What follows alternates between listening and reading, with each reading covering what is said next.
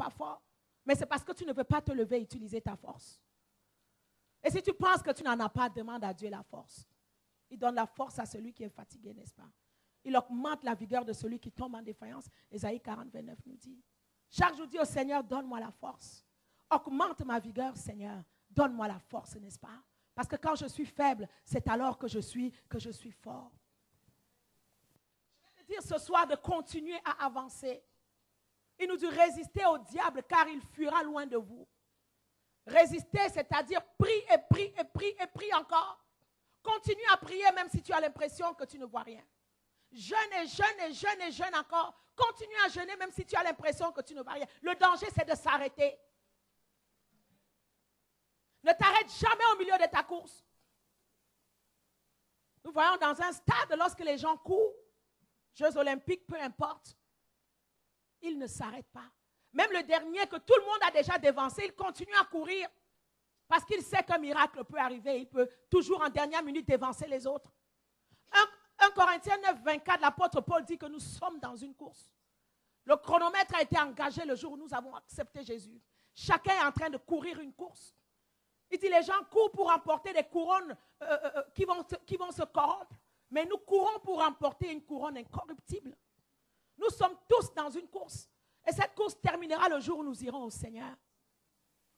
Bien-aimés, les temps arrivent où nous ne devons plus vivre comme nous vivions avant. L'apôtre Paul le dit dans Corinthiens, que même celui qui achète considère qu'il ne possède rien. Que celui qui a une femme considère qu'il n'en a pas.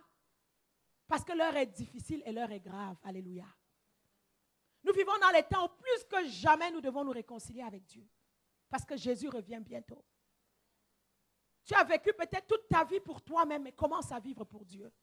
Commence à aller au-delà de tes problèmes, au-delà de ce que tu veux que Dieu te donne. Et commence à être disponible pour le royaume de Dieu.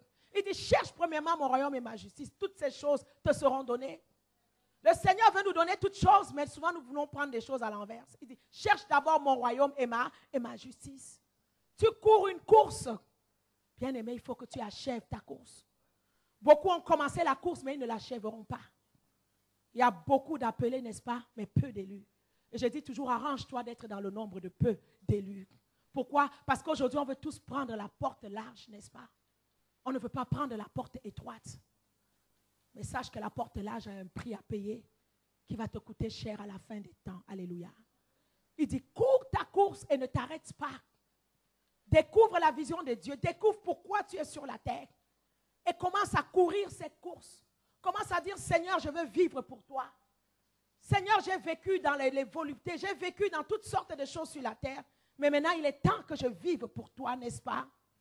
Il dit en Colossiens 2, 18 qu'aucun homme sous une apparence d'humilité et par un culte des anges ne vous ravisse à son gré le prix de la course. Beaucoup ont arrêté leur course. Beaucoup ne courent plus parce qu'ils estiment que Dieu leur doit quelque chose. Parce qu'ils ont fait une prière, Dieu n'a pas répondu. Alléluia.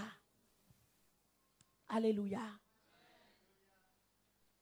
Même des fois, le silence de Dieu est un message puissant. Est un message puissant. Cours ta course. Cours ta course.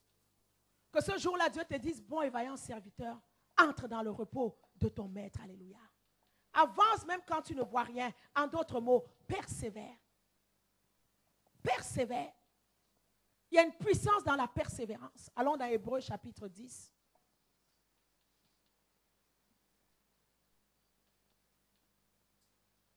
Persévère, bien-aimé. Hébreux chapitre 10, verset 32, il dit, souvenez-vous de ces premiers jours où, après avoir été éclairés, vous avez soutenu un grand combat au milieu des souffrances. D'une part, exposé comme un spectacle aux opprobres et aux tribulations. Et de l'autre, vous associant à ceux dont la position était la même. En effet, vous avez eu de la compassion pour les prisonniers. Vous avez accepté avec joie l'enlèvement de vos biens, sachant que vous avez des biens meilleurs qui durent toujours. N'abandonnez donc pas votre assurance, à laquelle est attachée une grande rémunération. Car vous avez besoin de persévérance, afin qu'après avoir accompli la volonté de Dieu, vous obteniez ce qui vous est promis. Encore un peu de temps, celui qui doit venir viendra, il ne tardera pas. Et mon juste vivra par la foi. Mais s'il se retire, mon âme ne prend pas plaisir en lui. Nous ne sommes pas de ceux qui se retirent pour se perdre, mais de ceux qui ont la foi pour sauver leur âme. Alléluia. Le Seigneur te dit cet après-midi, souviens-toi. Tu es persécuté aujourd'hui, tu as l'impression d'être dans la fournaise parce qu'un jour tu as été éclairé. Parce qu'un jour tu as connu Jésus.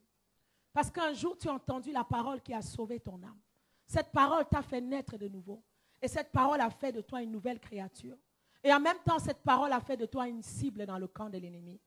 Il dit, souviens-toi de ces premiers jours-là, où tu avais été éclairé, où tu avais accepté Jésus. Chacun de nous a une histoire par rapport à sa conversion. Chacun de nous a quelque chose que le Seigneur a utilisé pour l'amener à lui. Mais un jour, nous avons été éclairés. Un jour, nous avons réalisé que nous étions dans les ténèbres. Mais un jour, nous avons réalisé qu'il y avait une lumière qui existait.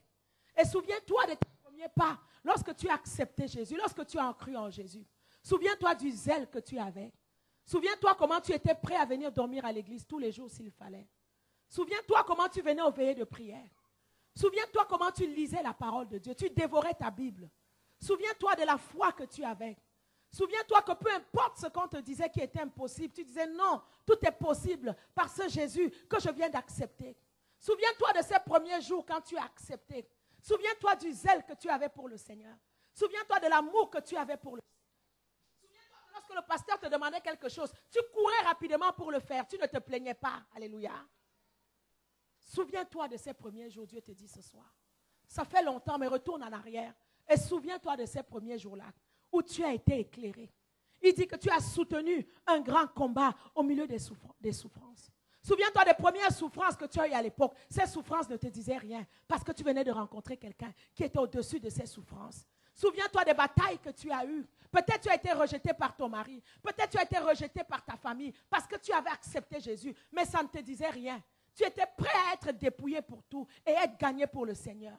Il dit, souviens-toi, tu as été exposé comme un spectacle aux opprobres et aux tribulations. Tu as eu des opprobres et des tribulations parce que tu t'es associé à d'autres personnes pour les défendre, pour prier pour eux, pour intercéder pour eux.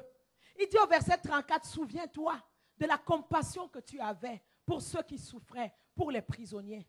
Souviens-toi même que tu as accepté avec joie l'enlèvement de tes biens. Tu as tout perdu, il y en a qui ont tout perdu.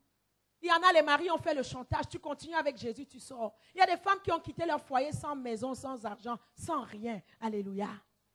Mais sachant qu'ils avaient des biens qui duraient pour toujours. Souviens-toi de ces premiers jours-là, où tu avais été éclairé et tu es devenu une cible à cause de cet éclairage. Il dit, n'abandonne donc pas ton assurance. Une grande rémunération est rattachée à ceux qui persévèrent. À ceux qui persévèrent. Jésus a dit, celui qui persévérera jusqu'à la fin sera sauvé. Il dit, c'est par la persévérance et par la foi que vous hériterez des promesses. Alléluia. Il dit, car vous avez besoin de persévérance. Persévérance ici, c'est patience. Vous avez besoin de patience afin qu'après avoir accompli la volonté de Dieu, vous obteniez ce qui vous est promis. Pourquoi tu es sur le point d'abandonner? Le Seigneur te dit que tu as besoin d'être patient. Tu es en train d'accomplir la volonté de Dieu. Tu as besoin d'être patient pour obtenir ce qui t'est promis. Il dit encore un peu de temps, il viendra. Et mon juste vivra par la foi. Mais s'il se retire, mon âme ne prend pas plaisir en lui. Tu n'as pas souffert tout ce que tu as souffert depuis le début pour venir abandonner aujourd'hui. La Bible nous dit de prendre garde. 2 Jean 8, il dit de prendre garde. Il dit, prenez garde à vous-même, afin que vous ne perdiez pas le fruit de votre travail, mais que vous receviez une pleine récompense. Tu as envie d'abandonner, est-ce que tu as déjà reçu ta récompense pour le travail que tu as fait? Est-ce que Jésus t'a déjà récompensé? Tu es sur le point d'abandonner, est-ce que tu as déjà reçu ta récompense? Et en général, quand on est sur le point de tout abandonner, ça veut dire que ta percée n'est pas loin. Beaucoup de gens ont été volés de leur percée parce qu'ils n'ont pas attendu jusqu'à la fin. Il dit, prends garde à toi-même que tu ne perdes pas le fruit de ton travail. L'ennemi qui est en train de te dire des mensonges, oh j'ai servi Dieu, oh je suis dans cette église depuis 2 ans, depuis 3 ans, je n'ai rien vu. Continue à attendre. Il a dit, ne nous lassons pas de faire du bien. car nous récolterons au temps convenable. Je ne peux pas te dire si c'est dans une semaine, dans un an, dans 2